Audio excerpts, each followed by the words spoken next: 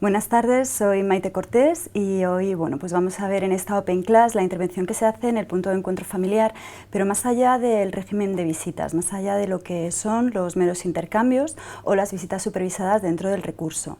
En este sentido, primero quiero daros un poco el contexto general, las líneas marco, para que entendáis la intervención que se realiza en el recurso, también los objetivos principales, la tipología de la intervención, entendiendo, como os decía, intercambios y visitas, y luego vamos a ver estas intervenciones un poco más especiales, las que se salen de esta intervención general que os comento y que tienen matices.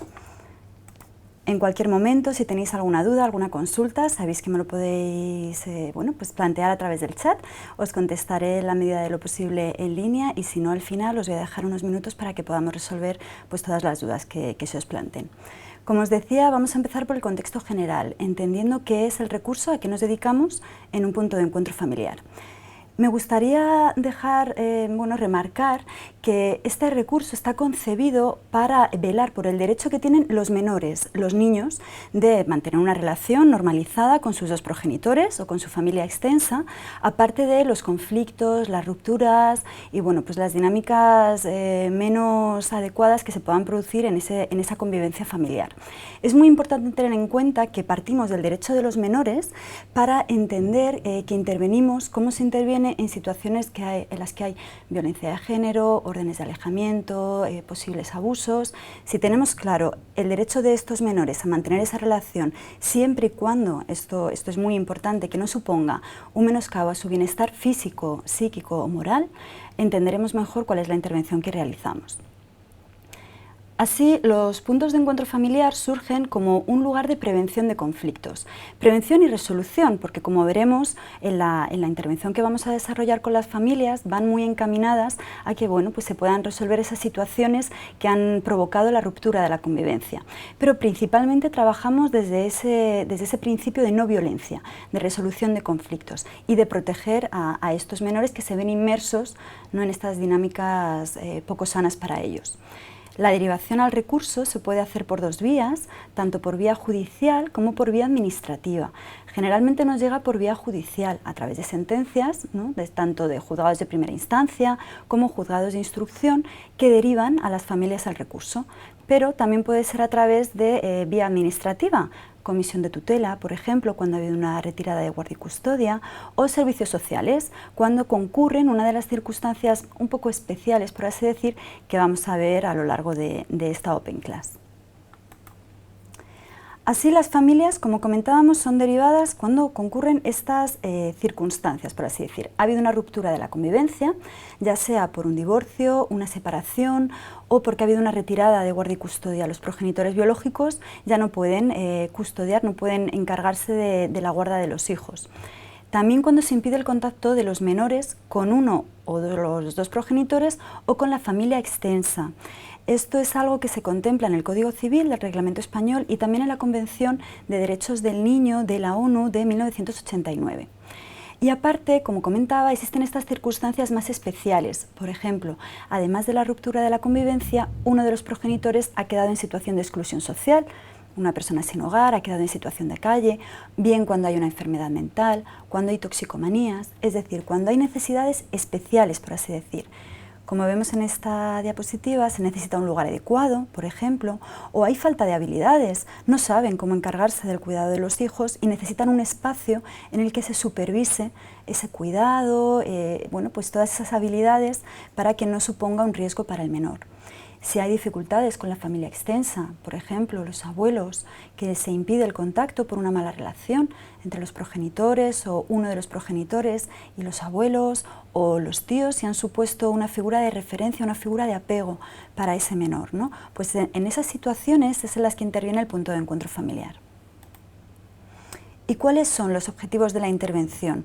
En el punto de encuentro familiar trabajamos en equipo multidisciplinar, desde el derecho, la psicología, la educación social, el trabajo social, por supuesto. Todos los profesionales tenemos unos objetivos de intervención con la familia, que son el principal, proteger. Proteger la integridad, la seguridad, el bienestar de los menores, entendiendo que, sí que tienen derecho a mantener esas relaciones, pero en un espacio seguro, en un espacio acogedor para ellos. Proteger también esa relación, ese vínculo, el apego que han generado con una de las figuras. Por ejemplo, hay un divorcio, hay una separación y tiene un especial vínculo el menor, pongamos que con su padre. A raíz de esta separación no se produce el régimen de visitas, ese vínculo se rompe, se deteriora. Bueno, pues nuestra labor es cuidar ese vínculo, protegerlo para que en el futuro puedan relacionarse padre e hijo en unas condiciones como antes de esa ruptura de convivencia. El segundo gran objetivo de intervención es la prevención. Prevenimos la violencia desde este principio que os comentaba general, pero entendiendo que la violencia se puede dar tanto en la convivencia diaria a través, bueno, pues de ese maltrato físico, de ese maltrato psicológico, pero también si los menores presencian las discusiones, el malestar que hay entre sus miembros, entre los miembros de la familia, en este caso entre sus progenitores. La ruptura de esa armonía, de la armonía de la convivencia familiar, es un menoscabo para el bienestar de los niños y de las niñas. Y en el punto de encuentro se intenta prevenir esa ruptura, esa armonía, ¿no? Esa ruptura armoniosa. Y también la prevención de, bueno, pues los conflictos que pueden aumentar la tensión y hacer que el conflicto entre en escalada y al final derivar en una situación que no es deseable para ninguna de las partes. ¿Como cuál? Bueno, pues imaginemos que una familia está dando cumplimiento a su régimen de visitas de una manera normalizada, pero ocurre una circunstancia que rompe esa armonía. ¿Cuál puede ser? Que uno de los progenitores rehaga su vida sentimental, tenga una nueva pareja, por ejemplo, o la comunión, la primera comunión, la celebración de la primera comunión, ¿no?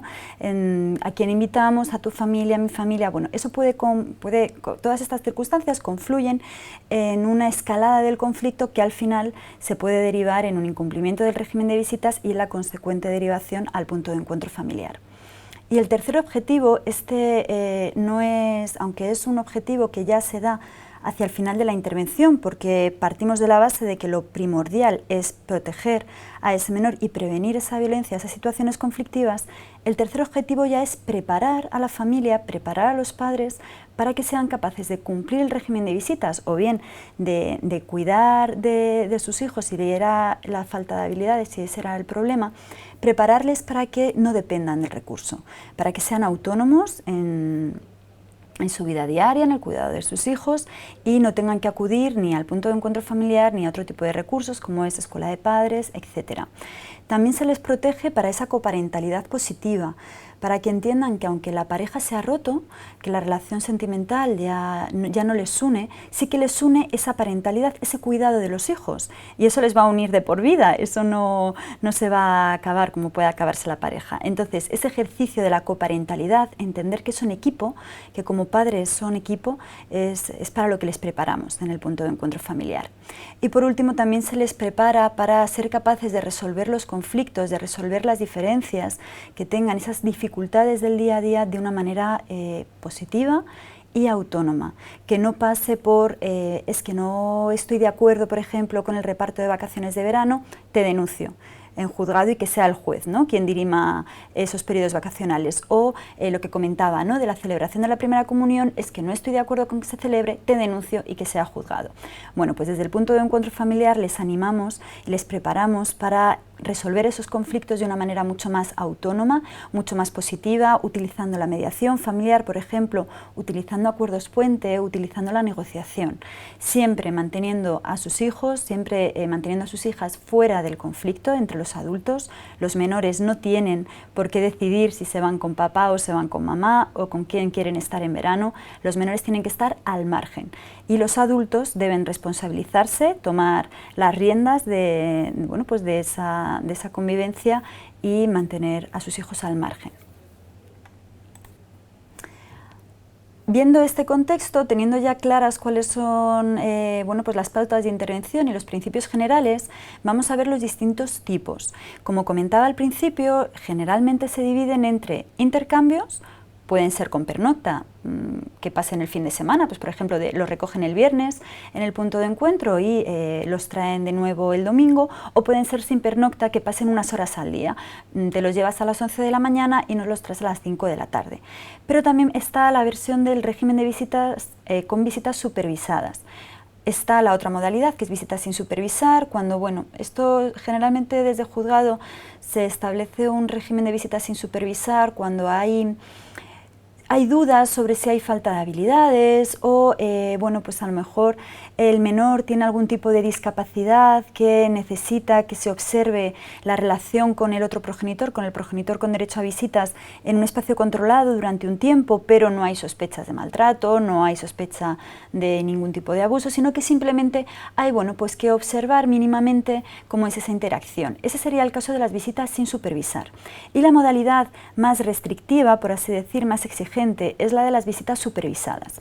En esta modalidad de régimen de visitas siempre va a haber un técnico, una persona presente mientras se establece el contacto entre el menor y su padre o su madre. Es decir, ellos van a llegar al centro, primero va a llegar el progenitor con derecho a visitas, posteriormente, unos minutos después, va a llegar quien ostenta la custodia y el menor, y nos va a dejar al niño o a la niña, le vamos a acompañar a la sala donde está su padre o donde está su madre y va a dar lugar el comienzo de la visita supervisada. Pero siempre va a haber una persona con ellos.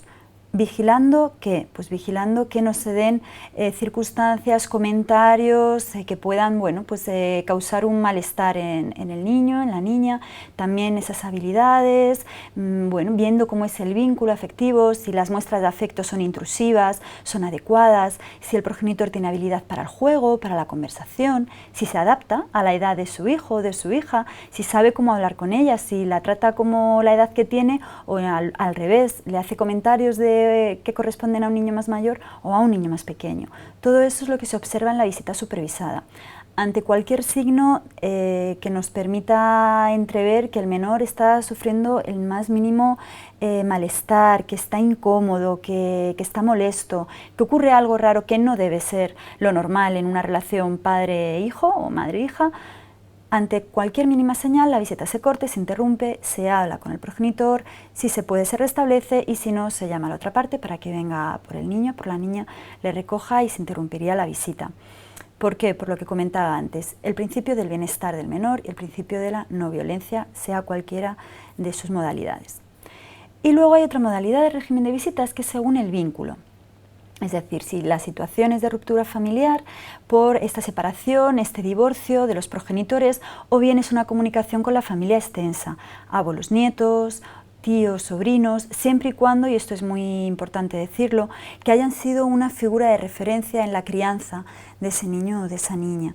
No son susceptibles de derivación al punto de encuentro familiar, pues por ejemplo, esos tíos que viven fuera de España y cuando vuelven pues quieren ver a su sobrino y no le dejan. No sería susceptible, por ejemplo, no hay un apego, no hay un vínculo. ¿Por qué? Porque este es un recurso, por así decirlo, es la última bala, si me permitís el lenguaje coloquial. Es un recurso subsidiario, es decir, hay que probar todas las alternativas antes de llegar a ser derivados a punto de encuentro familiar.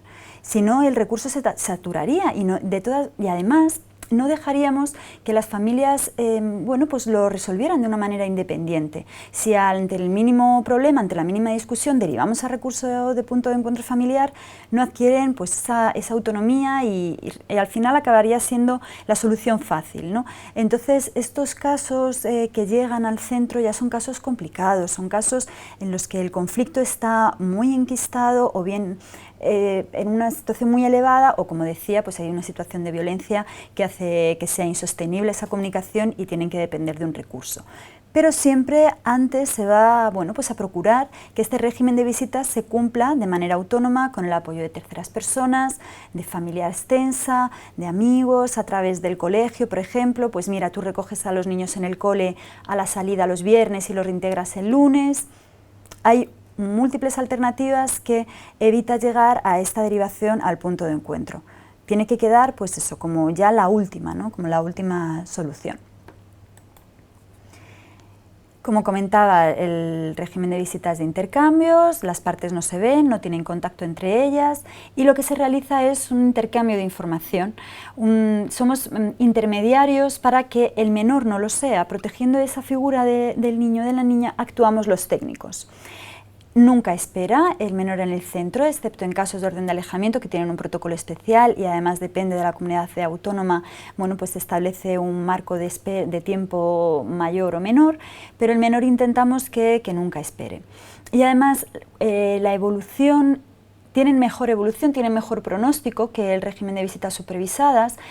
Se entiende que el punto de encuentro es un recurso temporal, no debe de ser un recurso que al final, pues como os comentaba, que se cronifique, que dure años, aunque es cierto que hay algunas familias, hay algunos casos que sí que requieren esa intervención más extensa a lo largo del tiempo, pero nuestro objetivo es que sea lo más breve posible. En el caso de los intercambios, esa temporalidad, esa intervención sí que suele ser más breve que en el caso de las visitas, y la evolución, pues como os decía, que los intercambios se realicen a través de terceras personas, a través del colegio, etc.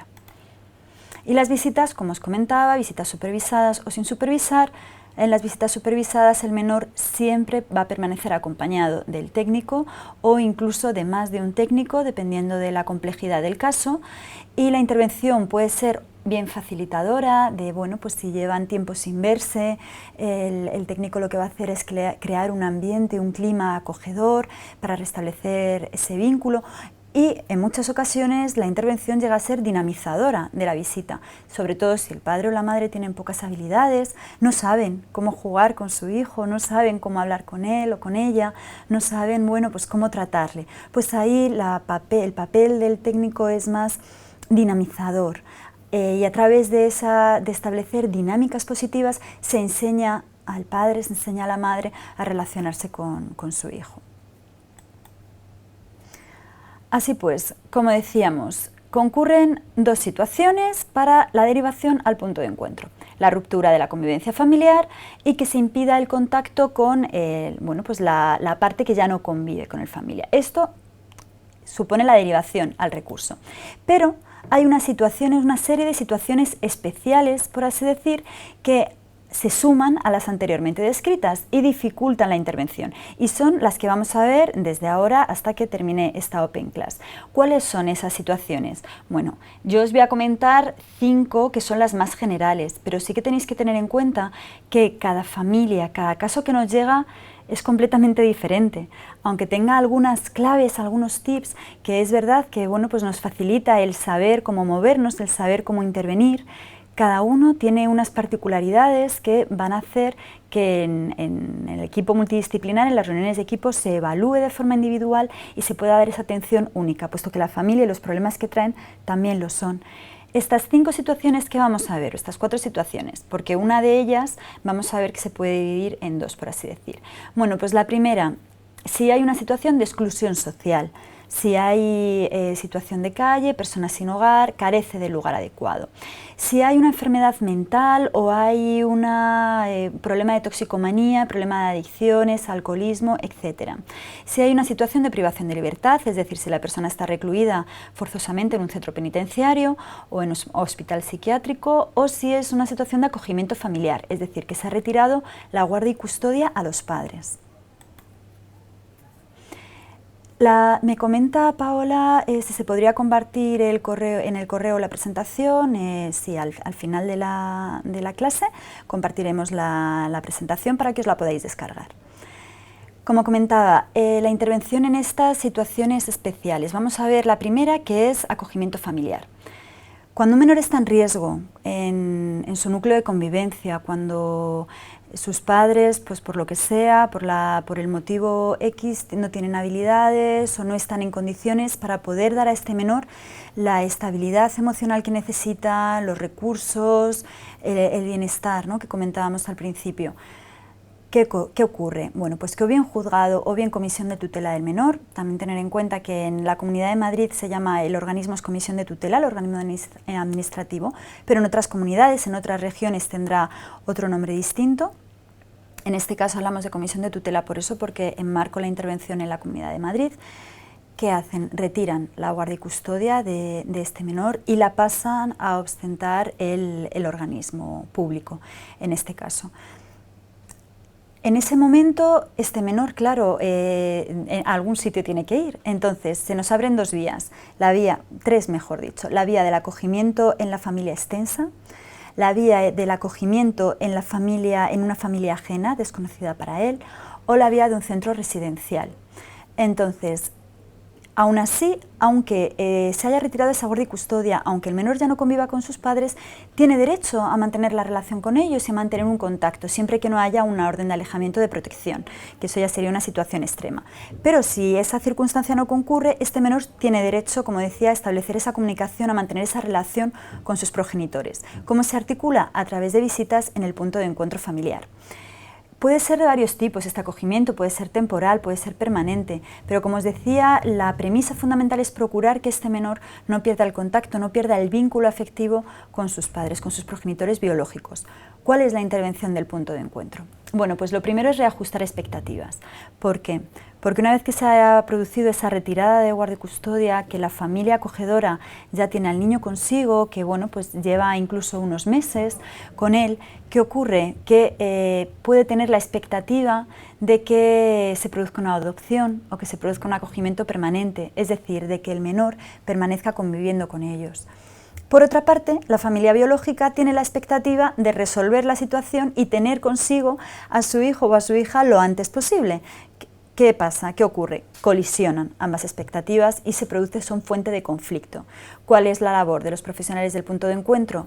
Reajustar esas expectativas, dar a cada cual su lugar y sobre todo legitimar la acción, legitimar el papel que tiene cada familia en la vida de ese niño o de esa niña, que es enriquecer, es decir, que sume, no que reste. ¿Vale? Que ambas familias entiendan que el papel de la otra es importante, además no es que solamente es importante, es que es necesario en la vida de ese niño, que no pueden desaparecer, que se comprendan y que a partir de esa comprensión venga el respeto y venga la legitimación.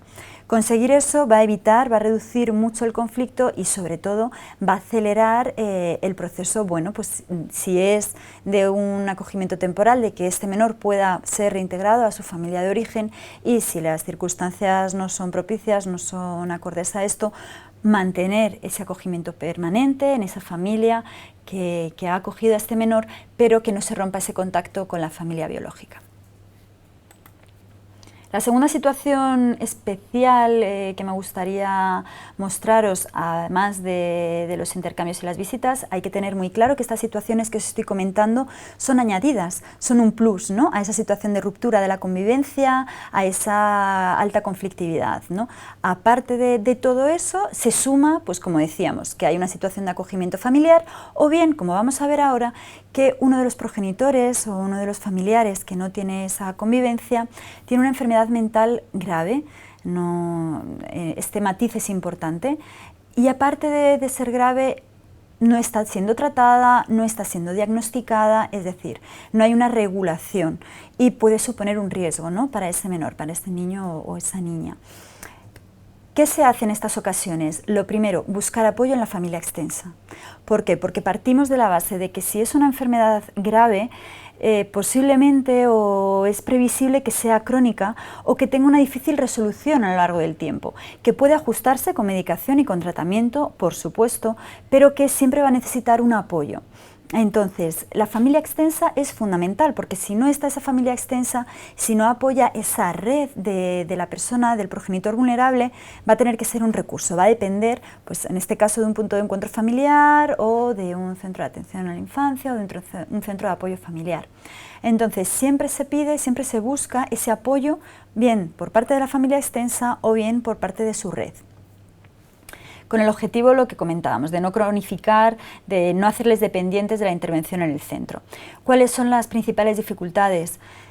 Lo más difícil es que la persona, el caso más difícil, perdonar, es que la persona no reconozca que tiene esta enfermedad. Es decir, que no exista un diagnóstico o un diagnóstico adecuado, simplemente que tengamos la sospecha porque su comportamiento es poco habitual, por así decir, es inusual.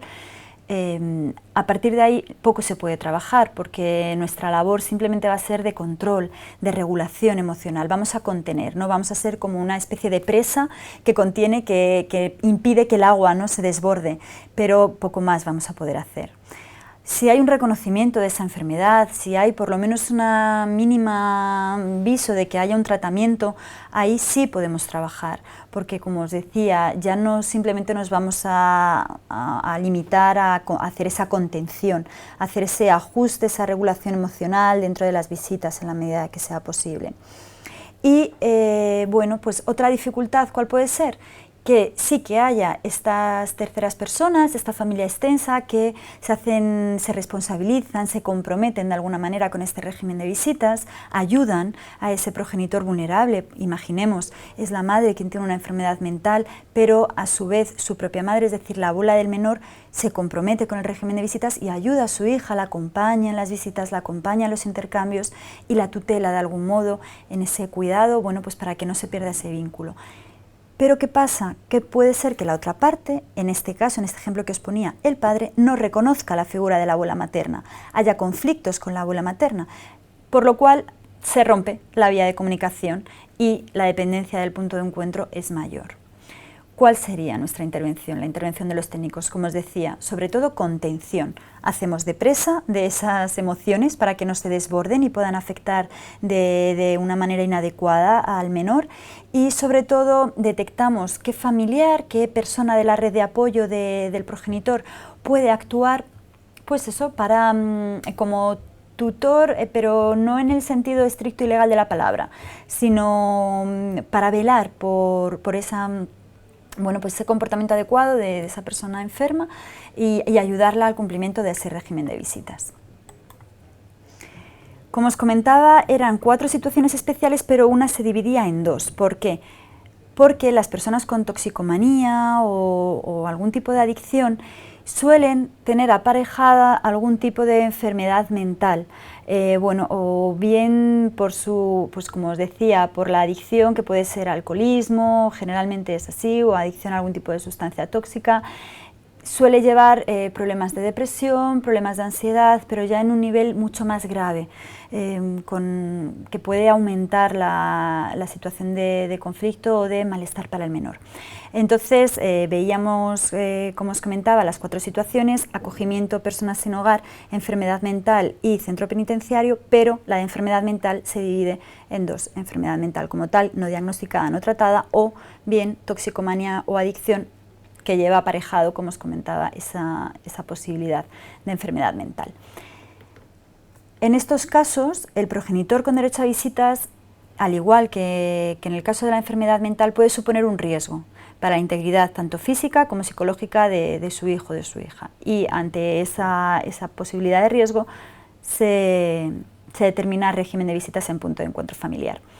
Es muy necesario, al igual que en el caso de enfermedad mental, el apoyo de la familia extensa y la coordinación tanto con la institución sanitaria que esté llevando el caso como con el Centro de Atención Integral de Adicciones, lo que se denomina CAID en la Comunidad de Madrid, servicios sociales si está también interviniendo con el caso, es decir, una coordinación en red, un trabajo en equipo para, bueno, pues ayudar a ese progenitor vulnerable a resolver ese problema, si es de toxicomanía, simplemente un problema que puede ser, bueno, pues más puntual, y si lleva aparejada esa enfermedad mental, un problema cronificado, pero que mitigarlo de alguna manera, o por lo menos mitigar los efectos que tiene sobre sus hijos. Las dificultades, al igual que en enfermedad mental, que no sea consciente de la adicción, que no entienda que tiene un problema y que necesita ayuda para resolver esa dificultad, ya sea puntual o crónica. Que además mantienen un escaso compromiso con el régimen de visitas, dependiendo si están en el momento bueno, pues del consumo de tóxicos o del consumo excesivo de alcohol, pueden estar en un momento eufórico en el que se van a comprometer mucho con el régimen de visitas y van a transmitir incluso ideas un poco fantasiosas a sus hijos, en el sentido de pronto vamos a vivir juntos o nos vamos a ir de viaje mañana a no sé dónde, circunstancias que dentro del punto de encuentro no pueden ser posibles, no son reales, por así decir. Mientras que si están de bajada, con síndrome de abstinencia o con necesidad de consumo, van a tener un perfil mucho más depresivo, mucho más apático. De hecho van a necesitar del cuidado, de que sus hijos de alguna manera pues les apoyen, cosa que desde el punto de encuentro no se va a permitir, porque partimos siempre de la premisa de que son los padres quienes cuidan de los hijos y no al revés. ¿Cuál es la intervención que se realiza? Lo primero, detectar las señales de que ha habido un posible consumo. En ningún caso se va a realizar una visita o se va a llevar a cabo un intercambio en el punto de encuentro familiar si los técnicos sospechan, tienen el mínimo indicio de que ha habido un consumo abusivo de drogas, de alcohol, etc. ¿Por qué? Porque velamos y protegemos al menor. Eso es fundamental. De hecho, si existe esa posibilidad de consumo y aún así el progenitor insiste en que se realice el intercambio, insiste en que se realice la visita, vamos a recurrir a las fuerzas de seguridad para que nos ayuden a esa contención, porque en ningún caso vamos a poner en riesgo al menor. Eso que quede muy claro. Si no hay esa sospecha de abuso, si no hay esa sospecha de consumo, pero bueno, sabemos los antecedentes del caso, sabemos que esta persona tiene esa dificultad, la visita va a ser muy controlada. ¿Por qué? Porque tienen problemas en el control de emociones, tienen dificultades con esa regulación emocional y ahí vamos a tener que intervenir. Para eso estamos los técnicos. Entonces son visitas en las que, si todas las visitas supervisadas, como os decía antes, ya son muy controladas, hay mucha intervención por parte de los técnicos, en estas más, para detectar cualquier señal de riesgo y sobre todo, bueno, pues neutralizarla. Como os comentaba al principio, si tenéis cualquier duda, cualquier consulta, voy un poco rápido porque os quiero dar el mayor contenido posible. Con cualquier cosa, por favor, me escribís en el chat y lo intentamos resolver en línea. El tercero, si entendemos esas 4 situaciones, o cuarto, si entendemos que son 5 por esa situación de toxicomanía, de situaciones especiales en las que interviene el punto de encuentro. Las personas que están en riesgo de exclusión social, pero bueno, pues que han dado un paso más en esa exclusión social y ya están en situación de calle o personas sin hogar. Es, como decía, una dificultad añadida porque una vez que se ha producido esa ruptura de la convivencia, uno de los progenitores, por los motivos que sean, por las circunstancias que hayan concurrido, bueno, pues se encuentra en situación de calle. Carece del espacio adecuado, del lugar en el que poder mantener una relación con sus hijos o con sus hijas, entonces necesita ese apoyo y el punto de encuentro en estos casos opera como un recurso habitacional, aparte de como un recurso de prevención de conflictos, de bueno, pues reeducación, por así decir, en habilidades, en coparentalidad positiva, también tiene esa vertiente de recurso habitacional si la familia carece de ello. En estos casos, la dificultad, que el compromiso con el régimen de visitas suele ser débil. ¿Por qué? Pues porque esa persona tiene muchas dificultades en su vida diaria, en su vida cotidiana. Pueden ser dificultades simplemente de movilidad, de transporte, carecer de los medios económicos para acudir al centro a ver a sus hijos. Puede ser que tenga un deterioro físico muy acusado, pues porque no pueda mantener una correcta higiene. Hay que tener en cuenta que las normas del punto de encuentro familiar sí que ponen como requisito pues esas mínimas condiciones de higiene y de bienestar físico, por así decir, de los progenitores para poder acudir al recurso y que se dé las visitas, porque entendemos que bueno, para los menores tampoco es positivo ver a sus padres en esas condiciones. Entonces puede que esta persona, que al estar en situación de calle lo tiene francamente difícil para cumplir esos requisitos, se pueda comprometer con el régimen de visitas. Y además puede haber muchas reticencias por parte del progenitor, si me permitís, normalizado, entre comillas, que no está en esa situación de exclusión social, sino que está integrado. ¿Por qué? Porque puede entender que puede no querer que sus hijos, bueno, pues vean a su padre o vean a su madre en esa situación y prefiere que se interrumpa el contacto. Desde el punto de encuentro, ¿qué hacemos? Sobre todo una coordinación muy intensa con los servicios sociales de atención primaria para promover la inclusión de esa persona, promover que se reintegre, por así decir, de alguna manera en la sociedad, que salga de esa situación de calle, que pueda cumplir con el régimen de visitas y que siga siendo una figura de referencia para sus hijos. Entendemos que esa situación de exclusión es una dificultad añadida a la ruptura que puede ser reversible de alguna manera. Pero ya os digo que el compromiso con el régimen de visitas de este perfil de personas usuarias suele ser muy débil. Además, hay que tener en cuenta que aumenta muchísimo la probabilidad de adicciones, de consumo excesivo de alcohol. Todo esto dificulta mucho que se pueda dar lugar, porque puede que llegue a llegar al centro, ¿no? que venga al recurso a mantener la visita, pero si las condiciones no son adecuadas, pues no se va a poder realizar ese encuentro con sus hijos, y eso día tras día pues va a minar mucho este compromiso. Y ya vemos la quinta situación especial de intervención en el punto de encuentro, que es cuando uno de los progenitores, o incluso los dos, están recluidos en un centro penitenciario. Generalmente suele ser en centro penitenciario, pero también en institución, en hospital psiquiátrico. En estas dos modalidades hay que tener en cuenta, igual como comentaba en enfermedad mental y en toxicomanía, menos en personas con exclusión social, sobre todo en esas dos que he dicho al principio. No pueden suponer un riesgo para el menor, de ningún tipo.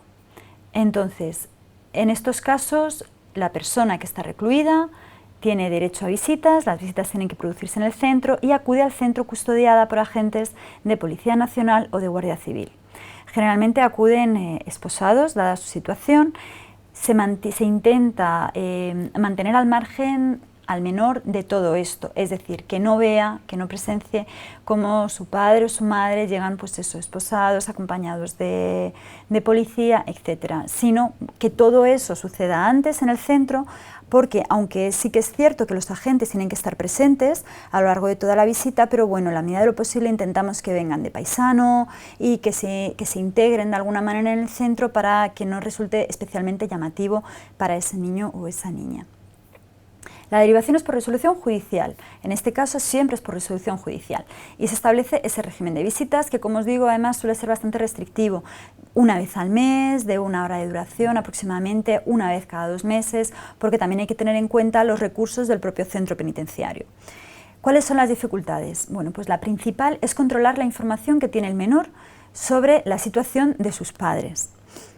Dependiendo de la edad, esa información puede ser más o menos, y también tenemos que tener en cuenta lo que se haya dicho en la familia acogedora de esta situación, es decir, la información que traiga de casa. Aquí tenemos que controlar, por tanto, dos canales de información. La información que se le da a través de la familia acogedora sobre las circunstancias que han llevado a su padre o su madre a estar recluido en prisión, y la información que da su padre o su madre durante las visitas sobre esos motivos. ¿Por qué? Porque hay que tener en cuenta que estas personas llegan con una ansiedad muy elevada. Salen ocasionalmente del centro penitenciario, de la institución psiquiátrica, tienen salidas muy escasas.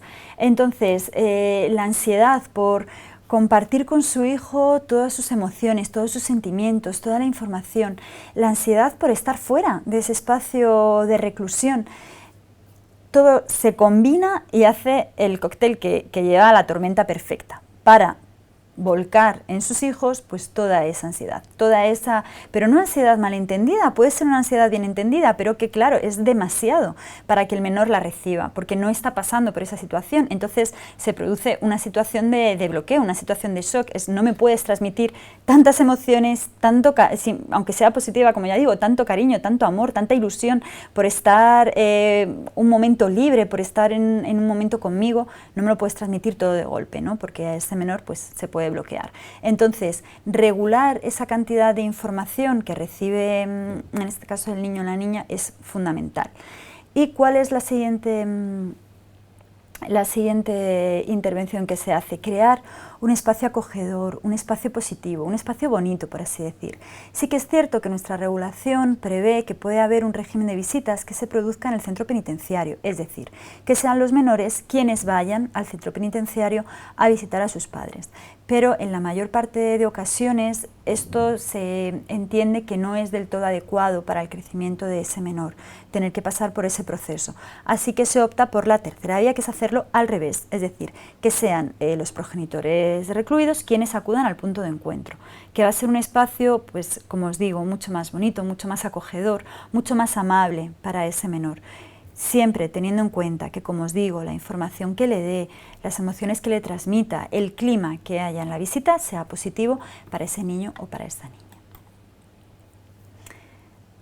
Concluyendo, todas estas intervenciones que hemos visto son un ejemplo, ¿vale?, de las que se realizan en punto de encuentro familiar. El abanico es muy amplio. Tenemos desde casos de acogimientos, por ejemplo, en las que se ha separado a los hermanos y vienen al punto de encuentro a que los hermanos se vean, a que se relacionen entre sí durante unas horas, ¿no?, durante un tiempo. Las visitas supervisadas tienen una duración máxima de 2 horas en el centro.